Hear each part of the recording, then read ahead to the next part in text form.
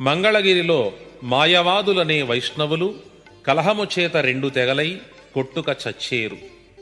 మలయాళములో మందపాలుడు మనుజులతో మాటలాడేను. మాచెర్ల చెన్నకేశవస్వామి మహిమలు అంతరించేను. కార్యమపూడిలో కలహాలు పుట్టేను. నడిరేయిలో గ్రామాదులలో ఘణఘణాం అను ఘంటారవములు శంఖునాదములు వినిపించేను. చక్రాంకిత సంభవుండనై నేను ఉదయగిరి శిఖరాన నిలిచేను. నందికొండలోని ఒక బిలములో 120 లక్షల గుర్రాలు వికృతములైన మనుష్యులు ఉత్పత్తి అయ్యేరు. సూర్యమండలము నుండి వాక్ వాక్కను శబ్దము పుట్టేను.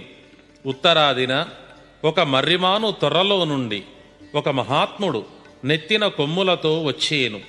ఆ సమయాన చెట్టు చీలికలు పీలికలు అయ్యేను. దేశము మీదకు వచ్చి అతడు నేనే భగవంతుడను, నన్ను పూజించుడని ఆజ్ఞ పెట్టేను. నా భక్తులైన వారు నమ్మకుండేరు.